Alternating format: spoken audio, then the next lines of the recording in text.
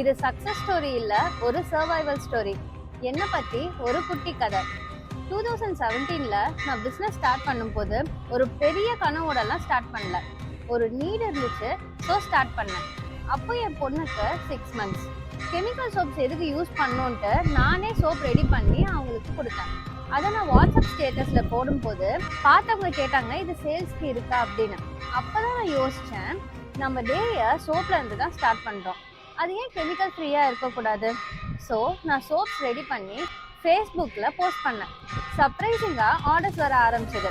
இப்போ எனக்கு ஒரு டீம் இருக்கு. ஆனால் ஸ்டார்ட் பண்ணும்போது போஸ்ட் பண்ணுறது, ஆர்டர்ஸ் எடுக்கிறது, மெட்டீரியல்ஸ் வாங்குறது, ப்ரொடக்ஷன், பேக்கிங், குழந்தைய பார்த்துக்கிறது, ஏன் கொரியர் ஆஃபீஸ் கூட நான் தான் போவேன். டெய்லி 4 மணிக்கு எழுந்திருப்பேன் ப்ரொடக்ஷன் செய்யறதுக்கு. ஏன்னா அப்போ தான் என் பொண்ணு தூங்கிட்டு இருப்பா.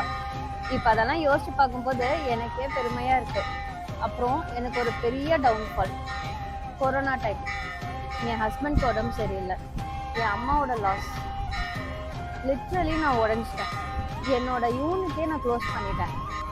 அப்போ சில பேர் சொன்னாங்க, பொண்ணுங்களுக்கெல்லாம் ஒரு லிமிட்டேஷன்ஸ் இருக்கு, இதெல்லாம் நார்மல் தான், நீ க்ளோஸ் பண்ணிடு அப்படின்னு. அதுதான் என்னோட டர்னிங் பாயிண்ட். இந்த மீஷோ, ஃப்ளிப்கார்ட் மாதிரி பிளாட்ஃபார்ம்ஸ் மட்டும் டிபெண்ட் பண்ணாமல் நான் ஓனாக ஒரு வெப்சைட்டை டெவலப் பண்ணேன். செல்லிங் மட்டும் இல்லை, எஜுகேட்டும் பண்ண ஆரம்பிச்சிருக்கேன்.